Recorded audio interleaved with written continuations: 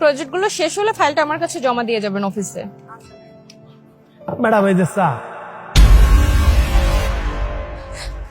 আরে আরে কি করতেছেন আপনি? কেডায়? আপনারা তো আমি চিনি না। ম্যাডাম আপনার মাথা তো ঠিক আছে? আপনি এরকম একটা চাওয়ালাকে সালাম করতেছেন কেন? চুপ থাকুন। আমার কথার উপর আপনি কথা বলেন কিভাবে?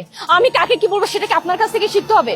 মাইন্ড ইট, আপনি আমার কোম্পানির একজন সামান্য কর্মচারী। ভাইয়া ভাইয়া, তুমি আমাকে চিনতে পারতেছো না?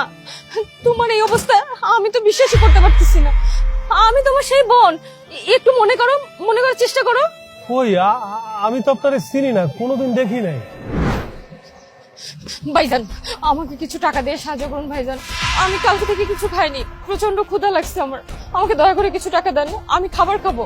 আচ্ছা, আপনাকে তো দেখে মনে হচ্ছে না যে আপনি ভিক্ষুক, তাহলে এভাবে মানুষের কাছে কেন চেয়ে চেয়ে টাকা নিচ্ছেন? না ভাইয়া, সত্যি আমি একজন ভিক্ষুক না। আমি আসলে একটা বিপদে পড়েছি, যার জন্য আমি আপনার কাছে সাহায্য চাচ্ছি। আচ্ছা, কি বিপদে পড়েছেন আপনি? আসলে আমি একজন স্টুডেন্ট, হোস্টেলে থেকে পড়াশোনা করি। আমার রুমমেটরা একটা ঝামেলা করে, তারপর হোস্টেল মালিক ওদেরকে বের করে দেয়, সাথে সাথে আমাকেও বের করে দেয়। আমার ফোন, মানিব্যাগ, জামা কাপড় কোনো কিছু আমাকে দেয়নি, সবকিছু রেখে দিচ্ছে। কালকে থেকে আমি রাস্তায় রাস্তায় ঘুরতেছি, কেউ আমাকে একটা টাকা সাহায্য দিচ্ছে না। আমার মনে হচ্ছে আমি ক্ষুধা এখনই মারা যাব। দয়া করে আপনি আমাকে কিছু টাকা সাহায্য করুন। শুনুন, এভাবে রাস্তাঘাটে মানুষের কাছে টাকা চেয়ে কয়দিন চলবেন? আপনি একটা কাজ করুন, আপনি আপনার গ্রামের বাড়িতে চলে যান, তারপরে টাকা পয়সা হলে আবার ঢাকায় চলে আসেন। ভাই, আপনি আমার উপরে দয়া করেন, কিছু টাকা দিয়ে আমাকে সাহায্য করেন। আমি না খেতে পারলে সত্যি মারা যাব। বুঝতে পেরেছি, কিন্তু আমি না একজন স্বাবলম্বী মানুষকে কখনো ভিক্ষা দিতে পারবো না, কারণ এটা ইসলামেও নিষেধ আছে। যদি মানুষ অসহায় হয় সেক্ষেত্রে আলাদা ব্যাপার। আচ্ছা ঠিক আছে, আমি আপনাকে একটা জিনিস দিচ্ছি, এই জিনিসগুলো নিয়ে এখানে দাঁড়ালে অবশ্যই আপনি বিক্রি করে টাকা পাবেন। এটা দিয়ে আপনি চলতে পারবেন, চাইলে আপনি বিজনেসও করতে পারবেন ঢাকায়, আর এভাবে করে সার্ভাইভ করতে পারবেন। আচ্ছা, আমি জিনিসগুলো দিচ্ছি আপনাকে। আচ্ছা ঠিক আছে, তুমি একটা কাজ করো, নাও, এটা বিক্রি করলে দেখবে তোমার টাকা হবে, তো ভিক্ষা করো না। ধন্যবাদ ভাইয়া। অনেক পিপাসা লাগছে। আপু, আপনি কি মজু বিক্রি করতেছেন? জি ভাইয়া। কিন্তু আপনাকে দেখে তো মানে মনে হচ্ছে না যে আপনি রাস্তাঘাটে এরকম পণ্য বিক্রি করতেছেন। মানে আপনাকে দেখে তো খুব ভালো ঘরের সন্তান মনে হচ্ছে, কিন্তু আপনি রাস্তায় এভাবে মজু বিক্রি করতেছেন। আসলে ভাইয়া, আমি না একটা বিপদে পড়েছি। আমি একজন স্টুডেন্ট, হোস্টেলে থেকে পড়াশোনা করি। একটা ঝামেলার কারণে আমার হোস্টেল ছাড়তে হয়। হোস্টেলের মালিক আমাদের জামা কাপড় সবকিছু টাকা পয়সা রেখে দেয়। আমি কালকে থেকে রাস্তায় রাস্তায় ঘুরতেছিলাম, এখানে একটা ভাইয়ের কাছে আমি হাত পাচ্ছি সাহায্যের জন্য। তখন সে আমাকে এগুলো দিয়ে গেল আর বলল আমাকে বিক্রি করে উপার্জন করতে। তাই আমি এগুলো বিক্রি করতেছি। তাহলে এক ভাইয়া যেহেতু আপনার উপকার করেই গেল, আমি না আপনাকে একটা উপকার করি। আমার তো মানে মজু দরকার ছিল একটা, আমি 2টা মজু নিচ্ছি। আপনি একটা কাজ করুন, 2টা মজু দিন। ঠিক আছে ভাইজান।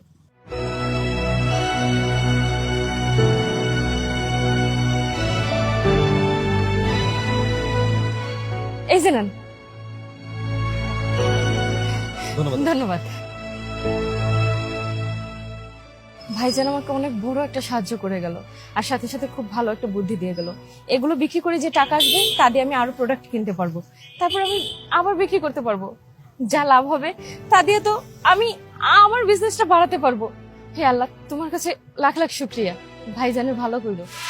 ও তাইলে বোন, তুই হেই মাইয়া, তোরে আমি চিনতে পারি না বোন, তুই কত বড় লোক হয়ে গেছিস, তোরে পুরো অফিসারের মতো লাগতেছে। ভাইয়া, তাহলে তোমার মনে পড়ছে তাই না? তোমার এই অবস্থা আমি মানতে পারতেছি না। তুমি সেদিন যদি আমাকে সাহায্য না করতে, আজকে আমি এই জায়গায় দাঁড়িয়ে থাকতে পারতাম না। হয়তো রাস্তার কোনো ধুলিকণার সাথে মিশে যেতাম। তুমি সেদিন আমাকে যেই পানির বোতলগুলো হাতে তুলে দিয়েছিলে না, ওটা দিয়ে আমি ব্যবসার পলিসি বের করছি, ব্যবসার প্ল্যানিং করছি। আর তাই আজকে আমরা এত বড় কোম্পানি মাই গ্রুপ অফ ইন্ডাস্ট্রির মালিক আমি। ভাইয়া, আমি তোমাকে কত জায়গায় খুঁজেছি জানো না? আমি প্রতিনিয়ত সেই জায়গায় যাইতাম যেখানে তোমার সাথে আমার লাস্ট দেখা হয়েছিল। তোমার এই অবস্থা হলো কিভাবে? তুমি তো ভালো একটা অবস্থায় ছিলা, তোমার পা, তারপর তুমি না একটা ব্যবসা করতে, সেই ব্যবসায় কি হলো? হ বোন, আমার একটা পানির ব্যবসা আছিল, আল্লাহর রহমতে ভালোই চলতাম। হঠাৎ করে রোড অ্যাক্সিডেন্টে আমার পাউডার উপর দিয়ে ট্রাক চলে যায়, তারপরে পায়ের পিছে অনেক টাকা খরচ করছি। আমার সয় সম্পত্তি যা ছিল সব শেষ। তারপরে কোনো কাজ বাজ না পাইয়া এই চার দোকানে কাজ করতেছি। সবই উপর আল্লাহর লিখন। আল্লাহ কখন কারে কোন সময় কি করে কিছুই বলা যায় না। তবে আমি যতদিন ভালো আছিলাম আমি অনেক মানুষের উপকার করছি। ম্যাম, আপনি ওনার জন্যই তো আজকে এত বড় একটা কোম্পানির মালিক। আপনার তো উচিত এই ভাইয়ার জন্য কিছু একটা করার। ভাইয়া, তোমাকে আমি কত খুঁজেছি, কোথাও পাইনি, আজকে পাইছি। তোমাকে আর আমি হারাইতে দেব না। এই চায়ের দোকানে তোমার আর কাজ করতে হবে না। আমার কোম্পানির সমস্ত দায়িত্ব দেখাশোনা আজকে থেকে তোমার। তুমি শুধু বসে বসে বোনের বিজনেসটা সামলাবে না ভাইয়া? কি কইতেছিস বোন? আমি তোর লাগে যাই এত বড় দায়িত্ব আমি সামলাইতে পারবো না। আমি তো একটা পঙ্গু মানুষ।